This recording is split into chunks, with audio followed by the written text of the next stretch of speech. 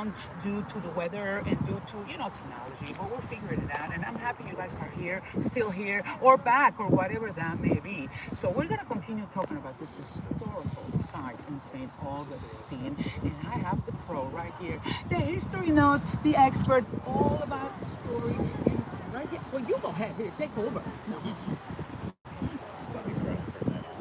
All right, so we're continuing to talk about the Castillo de San Marcos, the old fort behind us here. Now this fort, first of all, is undefeated in its entire military history. From its completion in 1695 till this fort's decommissioning in the year 1900, the fort is undefeated. 205 years of winning. It's 12-0 technically.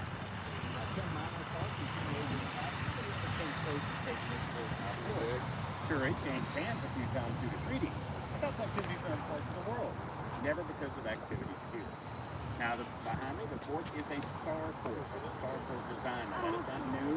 Even when this was created, completed in 1695, that was already a traditional style of fort. Actually, goes back several thousand years because it's so successful. And what makes a star fort successful is that it has no blind spots. The star design actually creates no blind spots on any part of the fort. Any invading force, even if they can reach the walls, they're still in the firing line of at least 2 spots in the fort. So it makes it very defensible. Also, behind me, you'll see there are 2 levels of the moat.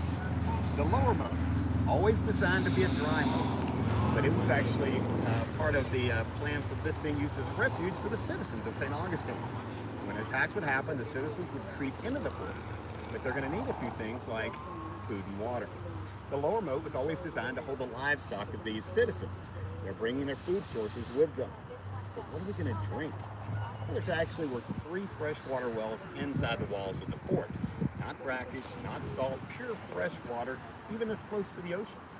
One of them still supplies the fort fresh water today. Now, this second level of the moat is known as the covered way. The covered way would allow the Spanish soldiers to come out and fend off a land attack behind the protection or cover provided by the 5 to 6 foot coquina wall keeping of the entire land side of the fort. The walls of the fort actually are 33 feet tall. Originally they were about 25 feet tall. 1738 the British raised it to 33 feet tall, and that's the height it remains today. Now the hills you see around the fort are man-made. They're called glacier. They are original defensive designs, but they provide a few defensive purposes for the fort.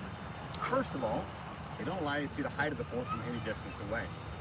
Anytime you're going to attack a fort like this, you would have to have what are known as siege ladders. Ladders to climb up the top to get over the sides of the wall. Allow cannon fire to fire directly into the face of the fort. Even though we now know coquina stone is cannonball proof. They didn't know that when they built it, so they didn't want cannons firing directly into the base of the wall. If you're going to hit the wall, you've got to lob it up over these hills, these glaciers. Third defensive factor that is involved